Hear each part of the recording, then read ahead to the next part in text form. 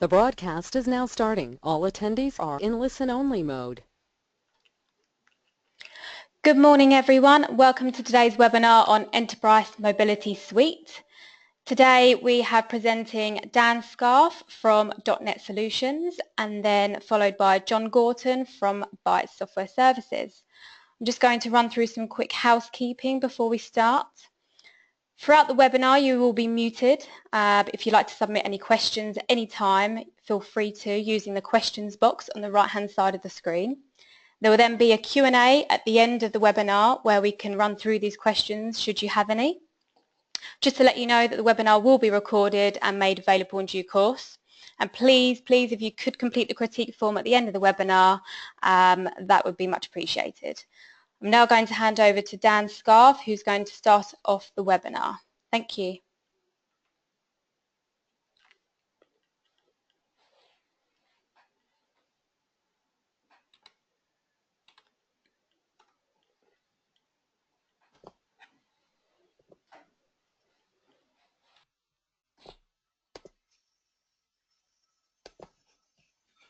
Good morning, everyone. Can you all hear me okay and see my screen?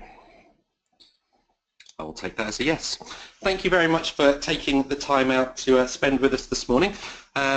We've got quite a lot of content to cover, so I will go reasonably quickly, but as we mentioned, if you've got any questions, please do feel free to put those into the Q&A box and we will answer those at the end. So my name is Dan. Dan, just to stop you there, so if you just wanted to pop your panel to the side using the red arrow, perfect.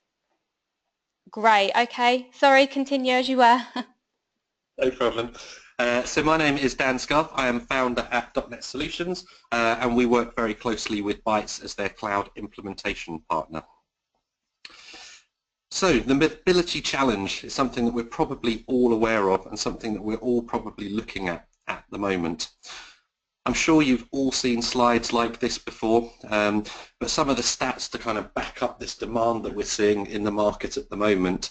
72% of employees who use smartphones for work also use those same smartphones personally. 80% of employees admit to using non-approved software as a service applications inside their job.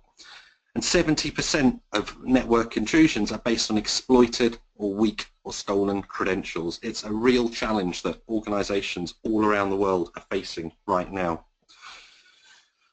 But it's a very complex topic area, and there are a whole series of things that we have to think about as an organization as we start to think about how we can build this secure access to our information systems for this mobile workforce. We obviously have the users themselves. We have a whole series of devices that those users want to use. We've got applications which we need to deploy and secure on those end devices. And then finally, we have data within those applications. So 4 completely separate challenges that we have to meet as we move into this mobile workforce. To add on to that complexity, the number of new devices, applications and data is growing every day and every week. It's not enough, we don't think, to think about just the security of the device anymore when you have these 3 other things that you need to think about. So what Microsoft has done with the Enterprise Mobility Suite is put together a series of solutions which cover all of these different areas. EMS itself is a licensing SKU. It is a bundle of separate products which attack each one of these different vectors. And the other thing about the EMS suite is that everything is delivered from the cloud. It's all built ultimately on technology that we know and love and have used for many years on premises, things like Active Directory and System Center and Rights Management. But what Microsoft has done is to take all of that technology and deliver it seamlessly from the cloud. So you can now purchase this on a per user, per month basis. As we said, there's a whole series of different things that we need to think about in terms of securing the mobile workforce, and there are a whole series of other solutions in market at the moment that you've probably heard of before that attack one or more of those particular areas. Okta and Ping are very well known from an identity, single sign-on and access management standpoint. Solutions such as AirWatch, Good, Mobile Iron, again very strong capabilities in terms of mobile device management. And then there are a number of niche providers with solutions around information protection. But again, if we really want to build that secure environment and we want to make our lives easy, we think buying one solution from one vendor, all delivered from the cloud, is an attractive proposition for organizations such as yourselves.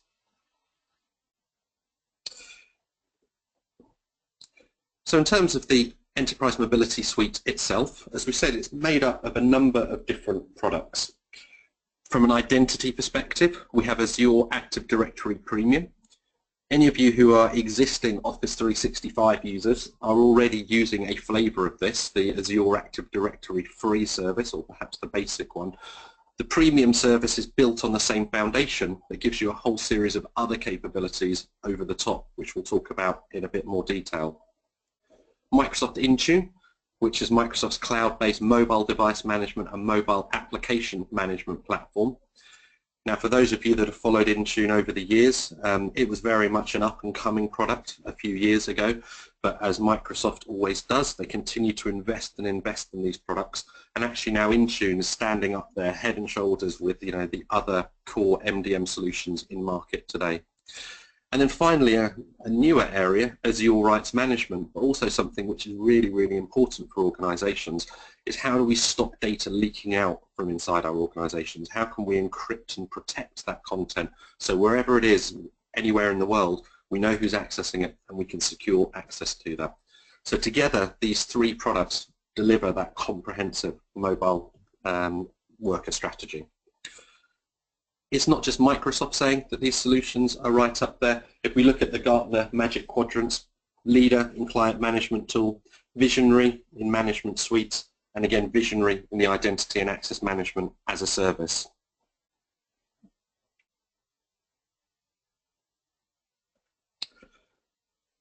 So as we start to talk in a bit more detail about how all of this works, one of the most important things that we need to get right is identity. Because as we work with organizations, we see identity as the control plane across absolutely everything that an organization needs to do.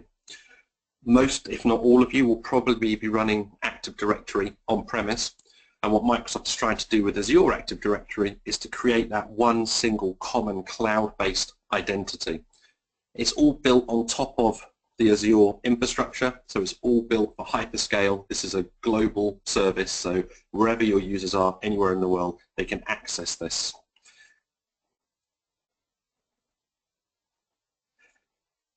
It's all about, ultimately, how do we empower mobile productivity? How do we do that in a secure way? How do we do that so that users can access the tools that they know and love with Office in that secure and controlled way? And how do we, in a very fine granular way, set the data protection levels that we want across all of these different devices? And because it's cloud-based, it just works. It's always going to be up to date. No more having to go through upgrade cycles that you would have to do if you wanted to deploy one of these identity or mobile device management solutions on-premise. It works with what you already have. It's based on the same technology that you're probably already using inside your organizations. And it's simple to set up, connect, and get going with these solutions. And as we said before, this is about a multi-layered approach to how we secure devices and users as they access these solutions. The first one is identity. So Azure Active Directory Premium is going to identify and authorize those users. So the first step is to make sure we know who that person is, and make sure that we can set policies on what a particular user can do in relation to devices and applications. The second thing we need to do is we need to secure the actual device itself. So Microsoft Intune allows you to provide those mobile device management or enterprise device management policies to lock down that device. And that device can be across any mobile operating system or Windows on the desktop. It's a full suite across the board. This is not just a Microsoft-based solution.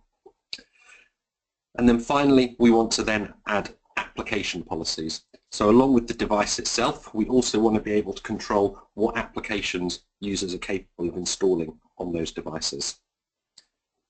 Finally, the content inside the actual applications themselves, we want to be able to secure that and make sure that that content is secure both on the device but also when we take it outside of the device and share it with other people, we can be sure that that content is staying protected. So as we said, all three of those solutions together is what we call the Enterprise Mobility Suite. So let's go a little bit deeper on each one of these technologies. So the first one is Azure Active Directory Premium.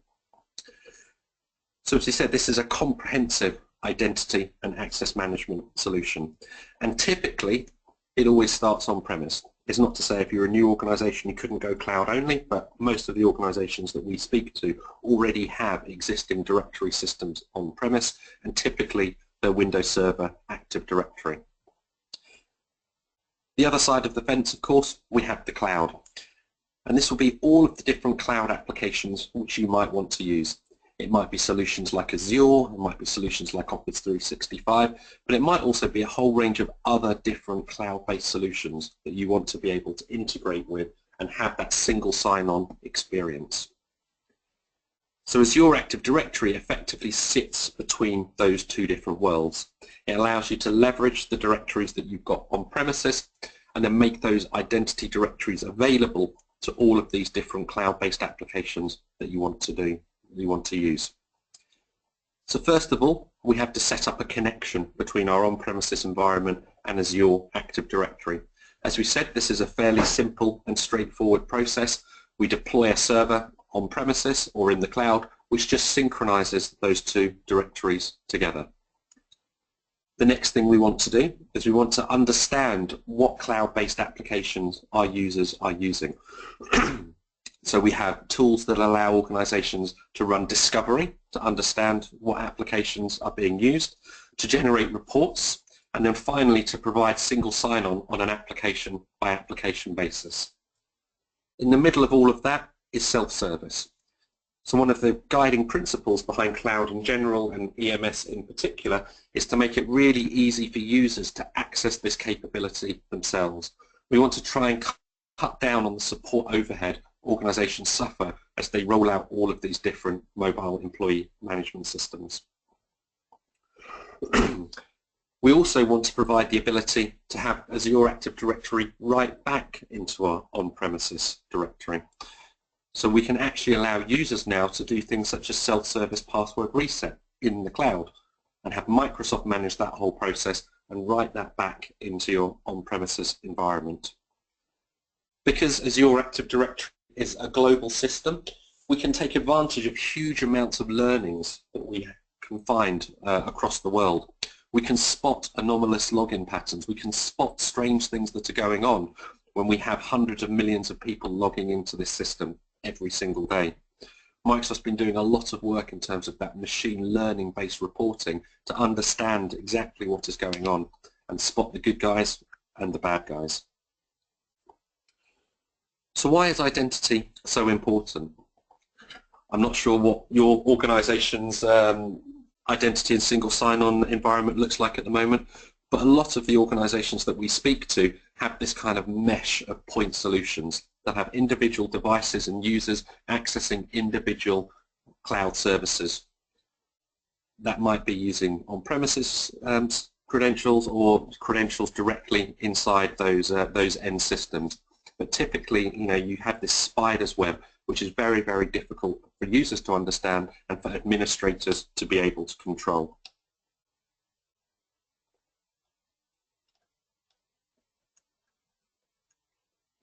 So I'll get a duplicate slide there. So we start out with your directory in the cloud. As we said before, the first step is to connect your on-premises directory with Azure. What we can then do is we can then access a whole range of separate both software as a service applications, and there are over 2,400 popular SaaS-based applications in the gallery. So once you are federated effectively with Azure Active Directory, you automatically have access to all of these other applications.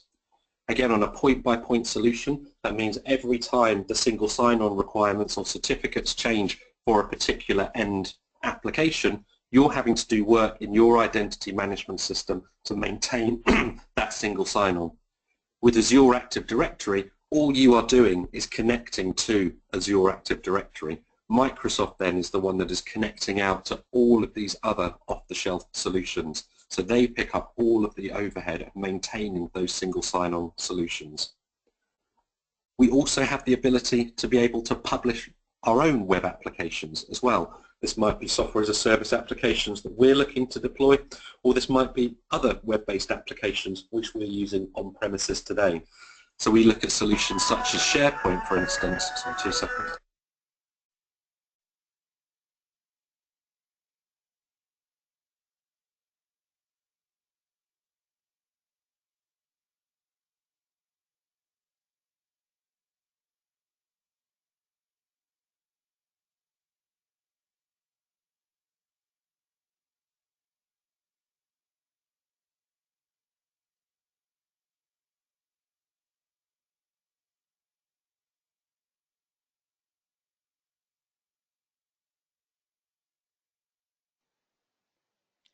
Hello Dan, there seems to be a technical fault there.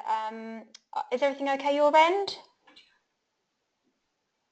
We can't hear your audio currently. We had a slight technical glitch there. I do apologise. I am back now. So along with the other cloud-based applications, we said we can also publish our internal applications as well. So this might be solutions such as SharePoint, CRM, anything which we're using on-premise that we want to publish out to those external users. And then finally, there might be your own custom-developed applications on premises that you also want to be able to provide that single sign-on experience to.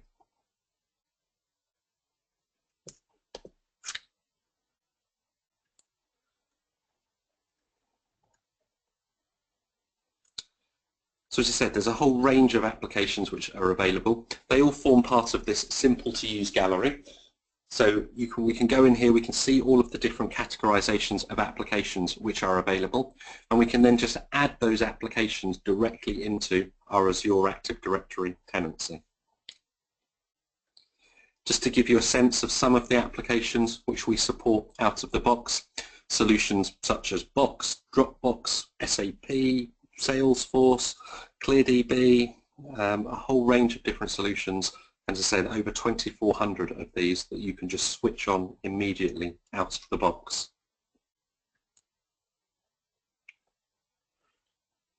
So we spoke about the ability to be able to publish internal applications. What does this actually mean? So we've got an application, let's say it's SharePoint on-premise, that we want to make available to employees out on the road. Typically, we would have to make modifications to our firewall on premises to allow that traffic into our network. We've then potentially got a vulnerability on our firewalls that other people might be able to exploit to break into the rest of our corporate network. With the Azure Application Proxy, we take a very, very different approach, which is effectively, let's tunnel out from our on-premises corporate network up into Azure Active Directory.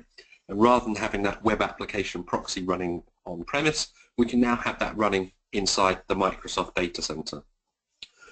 We can deploy multiple connectors on-premise. So again, if we've got a SharePoint farm with a number of different web front ends, we can deploy connectors onto each one of those solutions.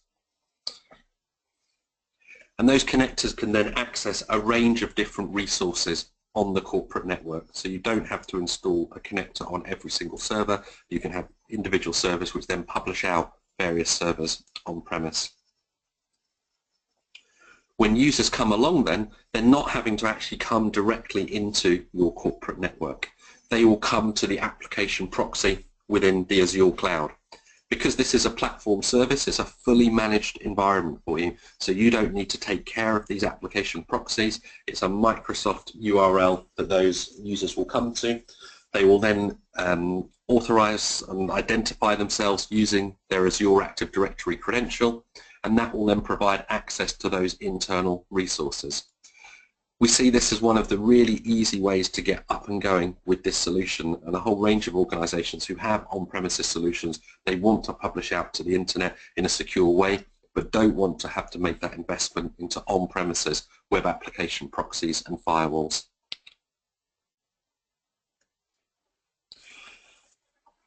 Again, as we said before, this is about more than just identity. This is about managing everything from passwords to devices, all within one central console. So all of this is accessed via the Azure portal. At the moment, it's still only live in the older version of the Azure portal, but it's going live, for those of you that know Azure, into the new portal very, very soon. And from inside there, we can see all of our users, we can see all of the applications which we're accessing, and we can also set up things such as groups and controls, all from within that one central interface. It's one solution. One of the other things which is really, really interesting about Azure Active Directory Premium is this idea of cloud enrollment for devices. Now, this is a very new concept and something that organizations are not necessarily going to immediately do. But if we think at a slightly higher level here, traditionally we will have devices on premises which then join up to an on-premise Active Directory domain. They are domain-joined machines. That's the way that we've done it for many, many years, and those devices are controlled by a group policy on-premises Active Directory environment. With this new world of cloud enrollment, we're taking a completely different approach to this, because a lot of these devices don't always connect up to the networks on-premise. These might be mobile workers who only come into the office once a week or once a month. To have that domain control of those devices is sometimes problematic, because unless there's a full-on VPN connection or direct access into your corporate network, those devices sometimes can get left behind. They might not have updates applied to them, they might not have updated policies applied to them. The idea with cloud enrollment is those devices now are enrolled into Azure Active Directory rather than into an on-premises Active Directory environment. This means that the mobile worker is always going to be secure and always going to have access to those up-to-date policies wherever they are. We look at devices such as the new Microsoft Surface. They're the perfect example of devices which we can just cloud enroll straight into Azure Active Directory, give to employees, and they're now out and about and ready to go, safe in the knowledge that that device is being controlled and managed directly from the cloud. So we spoke about cloud application discovery.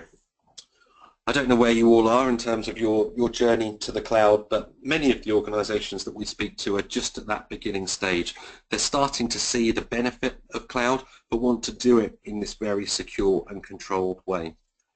Those same organizations, though, actually are sometimes unaware of the amount of cloud adoption that's actually taking place within their organizations.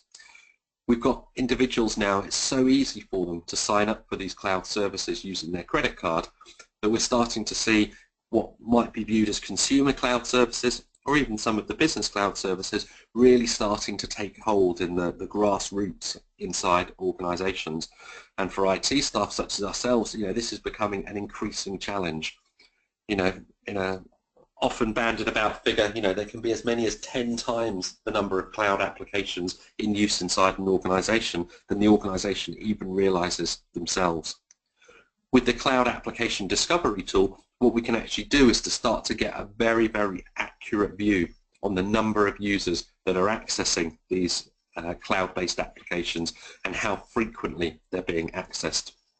We can deploy an agent across our organization that will effectively watch out for users accessing these cloud-based applications and then report all of that usage into a central console for you, so you can identify which of the cloud services are being used and which users you need to target as you look at a proper enterprise single sign-on solution inside your organization.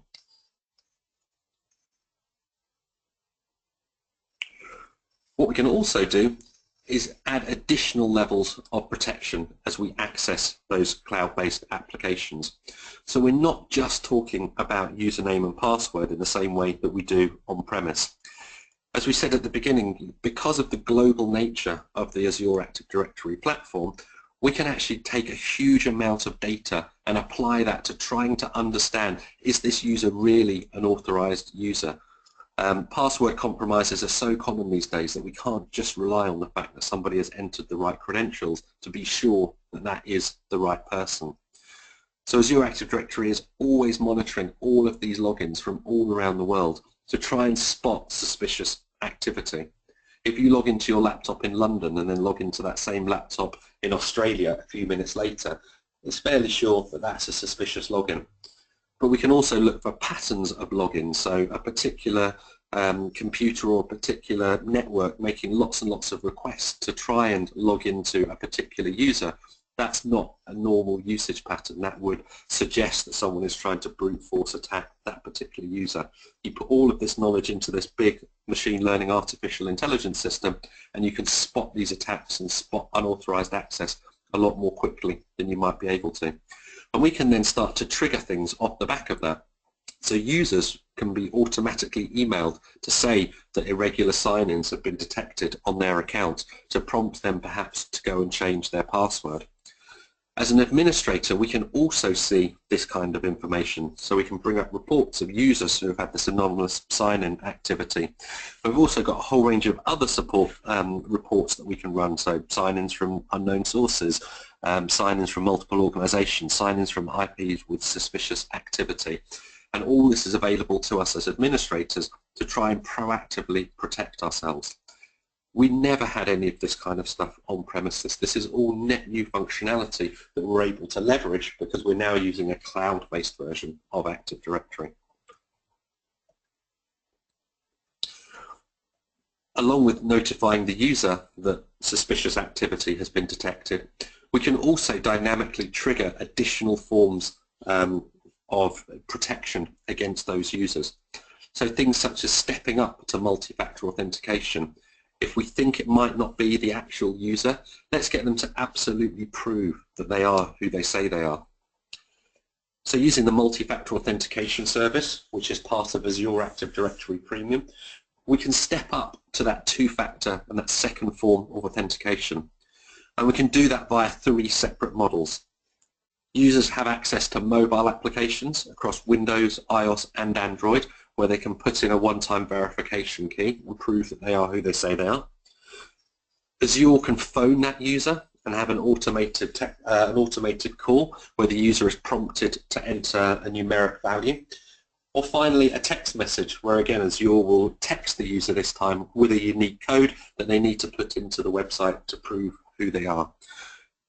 Two-factor authentication is in itself, quite an expensive piece of kit inside most organizations. With Azure Active Directory Premium, this is just something that's almost thrown in. There's zero additional work to deploy this inside your organization other than either deploying the applications to the users or putting the phone numbers in for those users, and this will then just seamlessly light up. We can also use this two-factor authentication to protect against on-premises environments as well as just cloud-based applications. We can use this to protect shared social media accounts, for instance, so we can always enforce that multi-factor authentication is enabled for accessing particular areas, and we can also do it based on other criteria such as location, user, and device state. So lots of the organizations that we speak to, for instance, say when we're accessing Office 365, if the user is inside the corporate network, we want to just allow that user to go straight into Office 365. But if they access that exact same cloud service from home, we want to prompt them for today.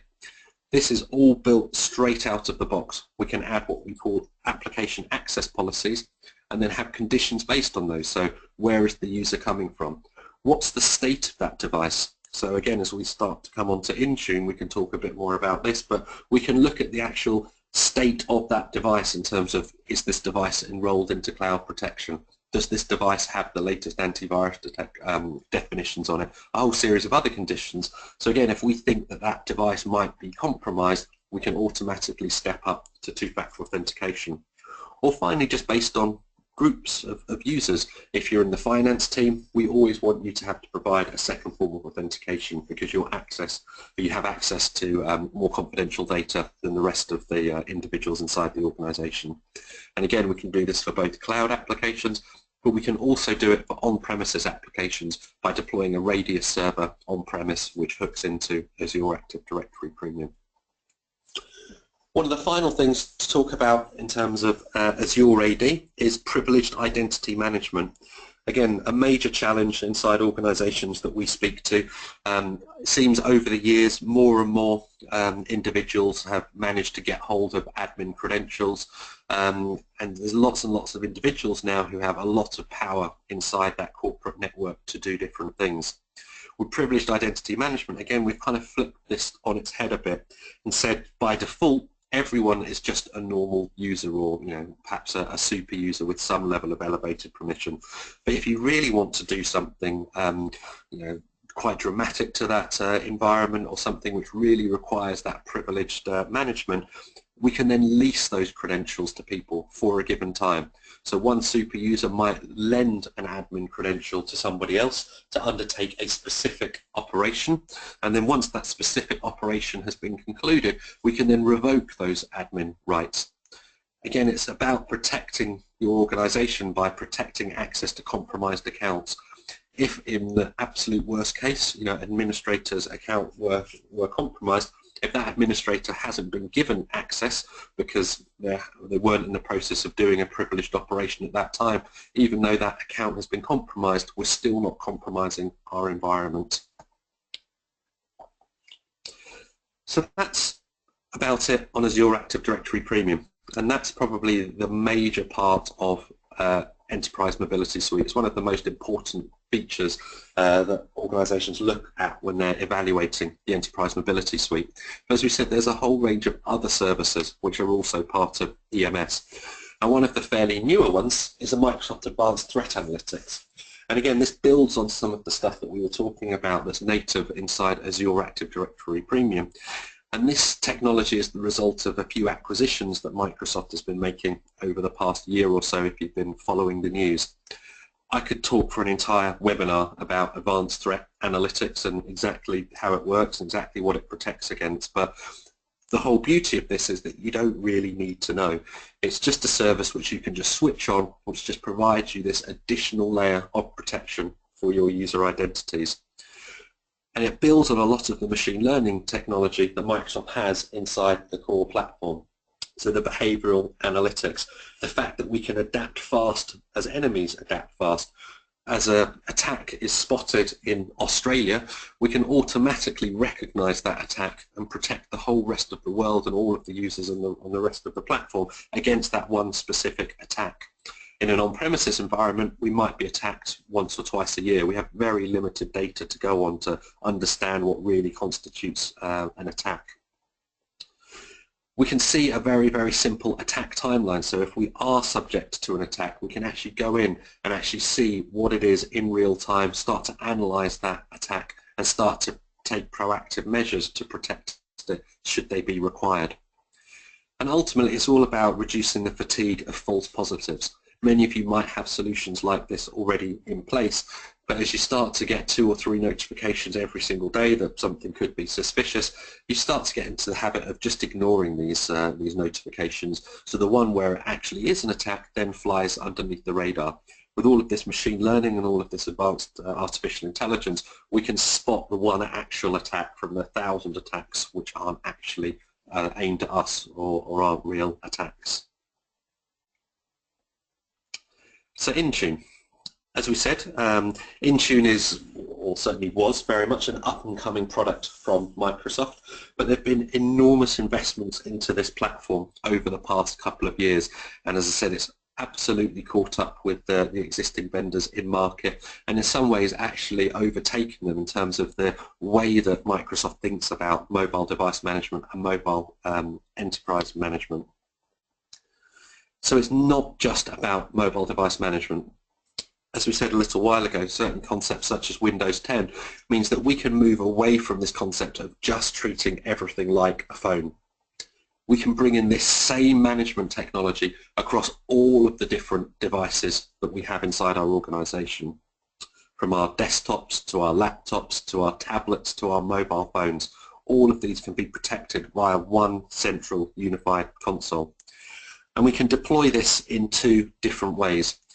Some of you might already have some of this capability delivered today from System Center Configuration Manager, and you can absolutely continue to leverage that config manager to manage your domain-joined machines, and then effectively have Intune come along on the side to manage those mobile devices as one central unified console. Alternatively, a lot of the organizations that we're now speaking to, they're actually saying, well, either they haven't got Configuration Manager, or actually, there's an upgrade that they need to do, or it's not quite working the way that they want it to work. And this model of cloud only can also be quite attractive.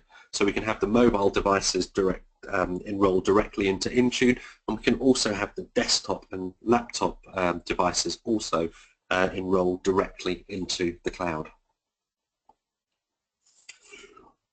So one of the really important things to understand as we think about Intune is that we're not just talking about MDM either in terms of a concept. We want to take this a step further, and we prefer to talk about mobile application management.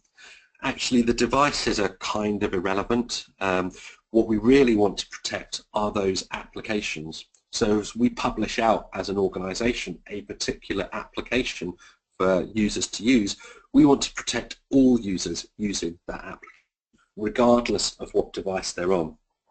One of the challenges with MDM as a concept is making sure that we bring all of the devices under management. If a user somehow manages to get access to one of those applications or one of those services through a device which isn't under enrollment, they might be able to bypass some of the policies that we've put in place. But by thinking from an application standpoint, however the user manages to find their way to that application, whatever device they're on, whatever enrollment state that device is on, they're still going to be protected. So as an organization, we can publish out these managed applications such as Outlook, Excel, OneDrive, Skype, whatever they might be. But we can also let users continue to use personal applications on the same devices. So we're not going to take complete ownership of that device and have policies such as if you lose your corporate device and you happen to have taken personal photos on there, we're going to wipe the entire device. One of the big challenges that the users face, and one of the reasons when that big thing comes up saying, are you sure you want to take this device under management because we will take full control, sometimes they say no. So once we've siphoned out these managed applications, we can also take it a step further though.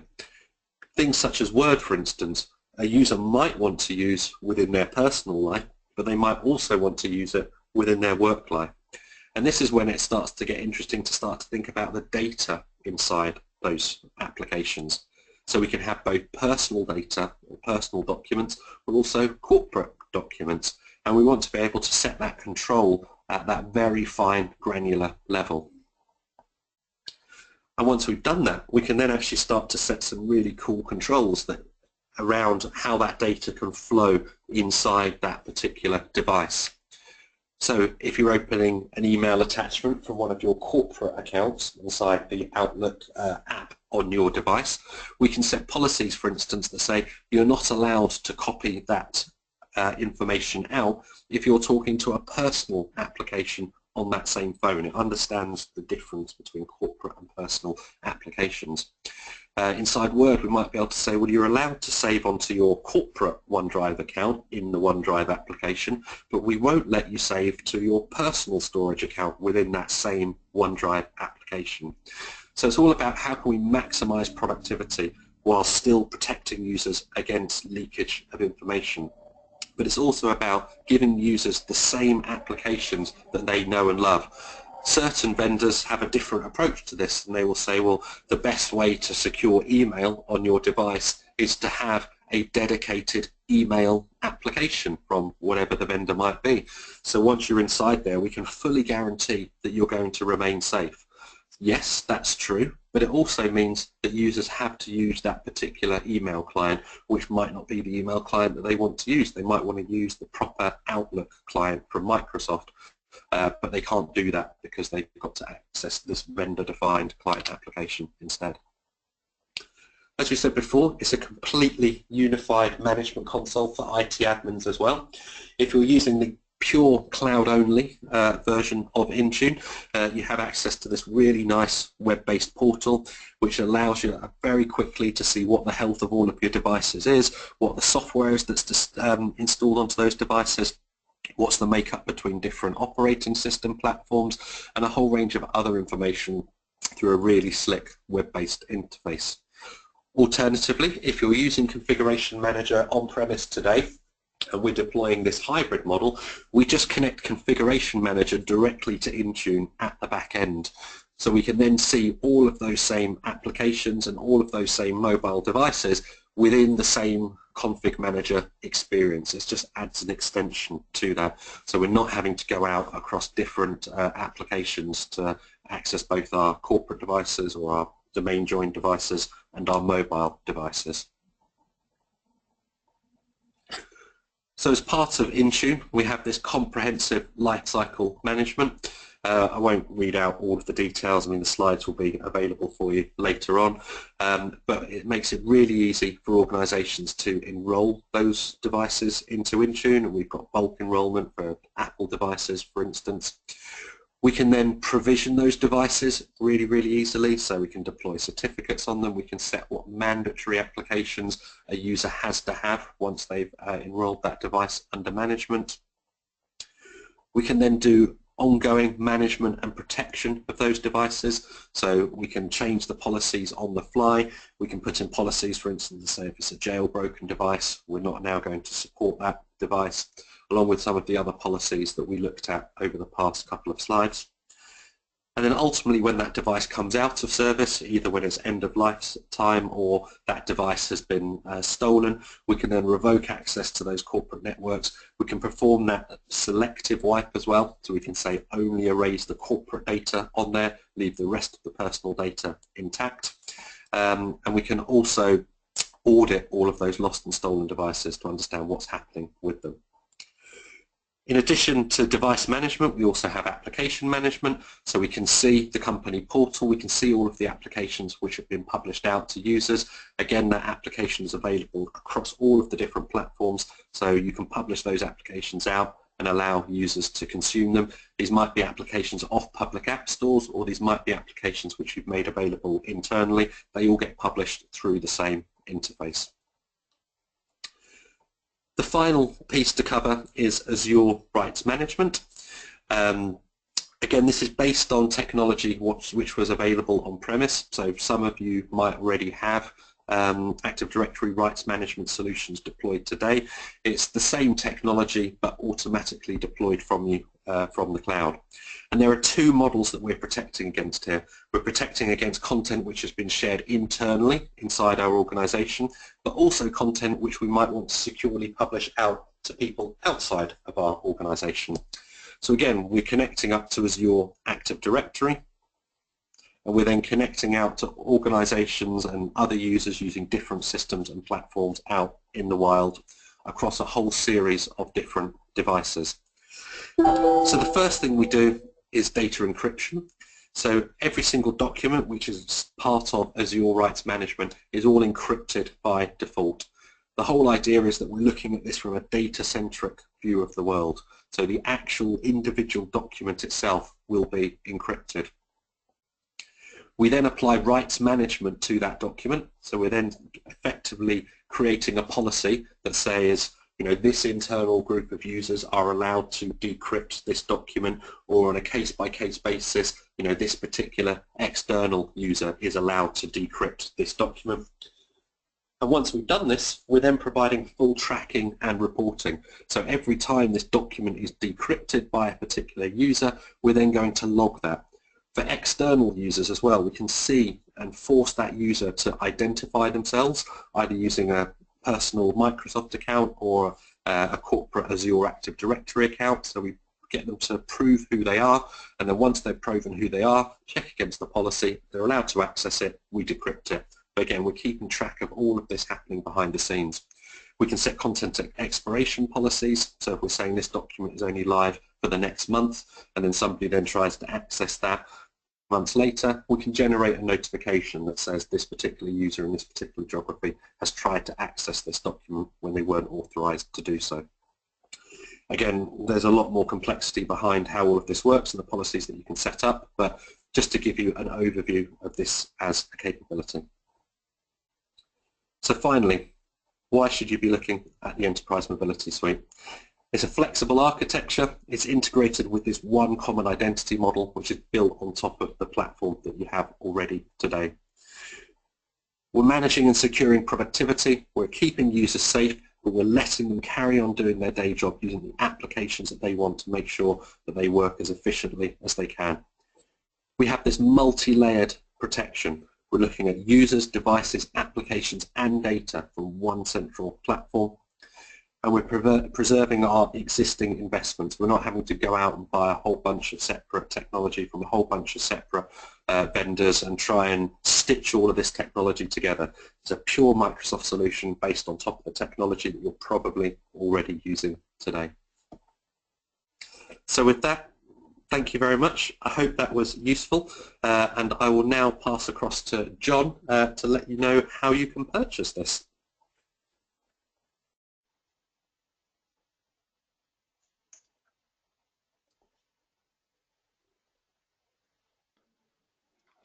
Thanks, Dan. That was great.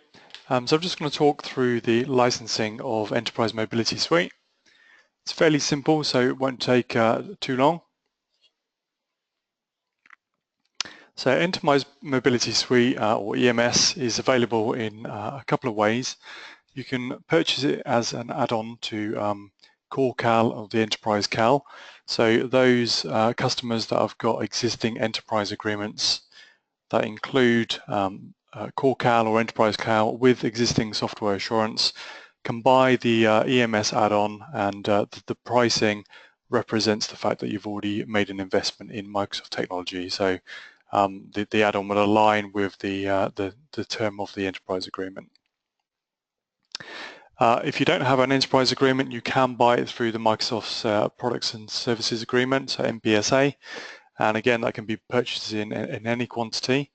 Or failing that, there is also the Cloud Solutions Provider Program, so CSP, which offers a monthly billing, and again that can be purchased in any quantity. So as Dan suggested at towards the end of his webinar there, EMS now includes Advanced Threat Analytics. That's a fairly new addition to the EMS suite, and that is included within the EMS add-on. In terms of buying the point products within EMS, so just to give you an idea, the Intune is priced at £36.96 per year. So as you can see, if you do have Core CAL or Enterprise CAL, it will be a lot less to buy the EMS add-on and buy the entire suite than it would be just to buy one of the single components of EMS.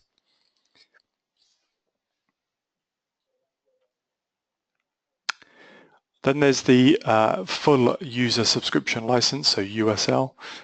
This again is available to enterprise agreement customers, so this one doesn't require that you've got any kind of pre-existing licenses, so you can buy this on its own. One of the benefits of the full user subscription license is it provides dual access rights.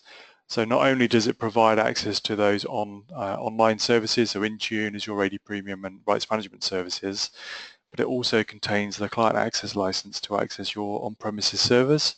So Windows Server CAL, System Center Config Manager and System Center Endpoint Protection. And we see many customers buying EMS over buying the traditional Core CAL. So when it comes to renewing agreements, we are seeing loads of customers actually move into buying Enterprise Mobility Suite as opposed to buying the Core CAL suite or the Core CAL Bridge or Enterprise CAL. There are two flavors of the full user subscription license. There's a brand new one for new users priced at $63.24. This is priced based on an enterprise agreement level A. Or you've got this concept of a from SA user subscription license. Now this is discounted for customers that have got existing Core CAL or Enterprise CAL suite licenses and are coming to the end of the agreement, so are going into a renewal.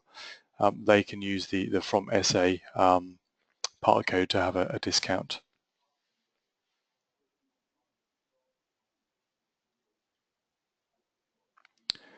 So just to summarize that, if you've got an existing agreement which includes Core CAL or Enterprise CAL and obviously you've got active software assurance, you can buy the add-on discounted rate.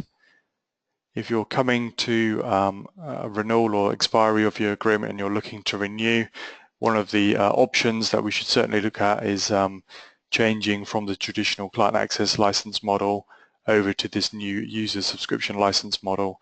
It gives you greater flexibility, and obviously there is a discount for moving to cloud.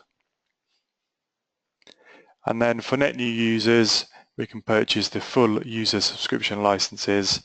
As I said, these can be purchased in any quantity and through 3 of those licensing programs which offer online services.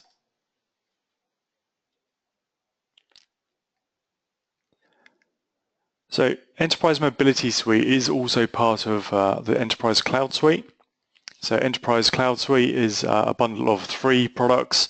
So that's Office 365 E3, Windows licensed on a per user basis, and also the Enterprise Mobility Suite.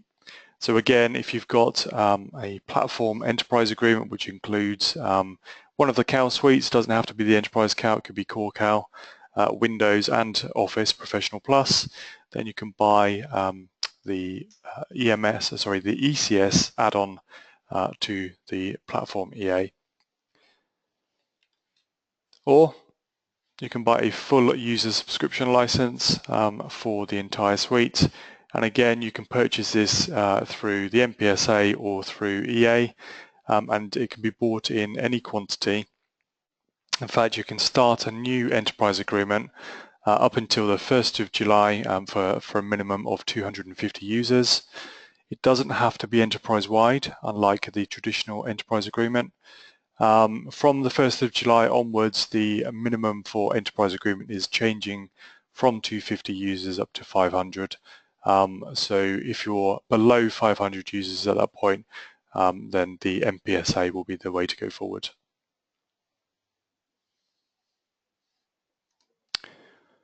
So that's it in terms of the licensing. As I said, there are a number of different options when it comes to buying, depending on whether you're just buying EMS on its own or whether you're buying it bundled with other software as well. So I'd encourage you to speak to your Bytes account manager for or to go through those different options. So I'm going to hand back to Cassie now, and we'll go through the Q&A.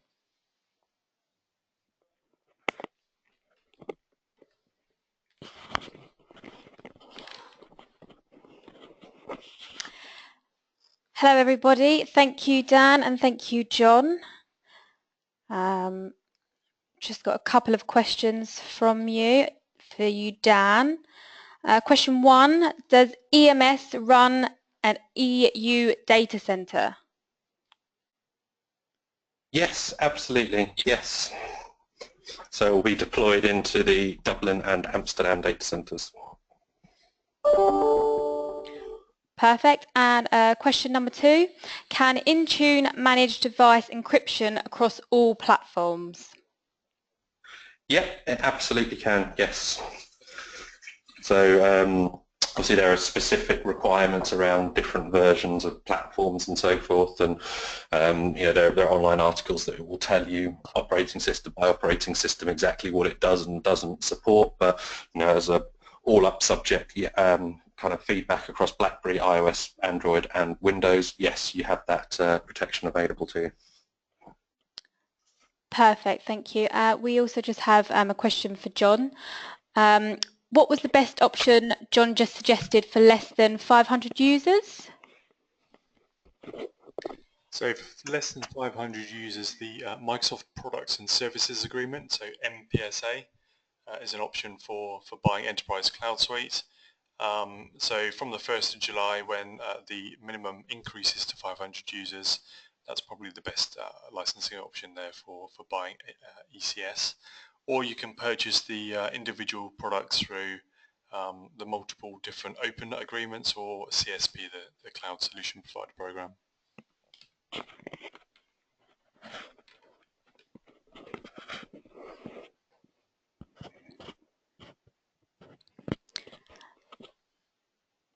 Okay, and we have another question just popped up. So one of the attendees asked, we are looking at moving to Store Simple on Azure. If we have AD in Azure and our internet goes down, will we be able to connect to the Store Simple device when in the office? So that's more a Store Simple question than an EMS question. It depends how your Store Simple has been configured. So obviously Store Simple provides block level storage, so you don't authenticate to it as such, you just connect to the storage LUNs. If they are local only volumes, then they continue to operate. If they are cloud volumes, if you lose your internet connection, you do lose access to that LUN. But that's not really anything to do with Azure Active Directory Premium because you don't log into a Store Simple device as such. Happy to take that offline if you want to get into a bit more detail around that. Okay, perfect. Thank you very much, Dan. And if there are no more questions, or if you think of a question that you'd like to submit at a later date, then feel free to email us at tellmemore@bytes.co.uk and we'll get the answer over to you. If that's it, thank you, Dan. Thank you, John, for your time, and thank you, everybody, for joining in today's webinar. We will get the recording over to you as soon as we can. Thank you very much. Goodbye.